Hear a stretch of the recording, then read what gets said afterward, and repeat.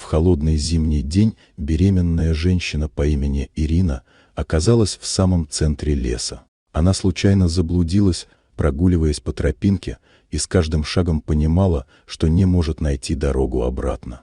Снег плотным слоем покрывал землю, а густые деревья скрывали небесное светило, тем самым усиливая чувство беспокойства.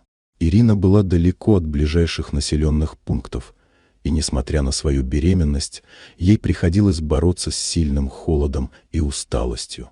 Она пыталась позвонить своему мужу, но сотовая связь не ловила. Вскоре на душе стало совсем тяжело, в лесу было тихо, и ее единственным спутником стал лишь звук ее собственных шагов по снегу. Но вдруг среди тишины раздался звук низкий и зловещий, как если бы кто-то наблюдал за ней. Ирина обернулась и замерла. В нескольких шагах от нее стояла стая волков. Она замерла в ужасе, чувствуя, как сердце начинает бешено биться. Волки, казалось, были не заинтересованы в ней, как в добыче. Они просто стояли и смотрели на женщину. В их глазах не было агрессии, наоборот, в их взгляде было что-то странное, почти как будто они ждали ее. Поначалу Ирина пыталась отступить, но волки не подходили ближе.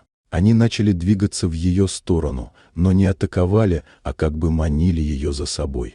Женщина стояла в растерянности, не зная, что делать. Страх охватывал ее, но она интуитивно почувствовала, что они не собираются ей навредить. Волки начали медленно двигаться в сторону леса, как бы приглашая ее следовать за ними. Не зная, что ее ожидает, Ирина приняла решение идти за ними.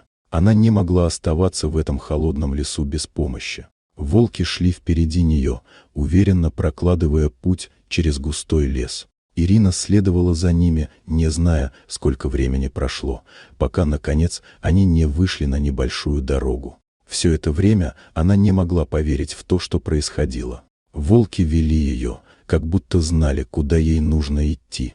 На дороге ее заметил проезжающий водитель. Он остановился и предложил помощь. Ирина с трудом рассказала ему о том, что случилось, и, видя ее состояние, водитель немедленно отвез ее в ближайшую больницу. Врачи оказали необходимую помощь, и, несмотря на всю напряженность ситуации, Ирина чувствовала себя гораздо лучше. Сейчас женщине ничего не угрожает, и она находится под присмотром медиков. А воспоминания о таинственных волках, которые вывели ее на дорогу, остаются загадкой, которую она не может объяснить. Один лишь факт оставался очевидным. Волки помогли ей выжить в этом суровом зимнем лесу, и благодаря их странному поведению она смогла вернуться домой. Вот такая удивительная история. Дорогие друзья, если вам понравилось видео, поставьте лайк, а также подписывайтесь на канал, впереди еще много интересного.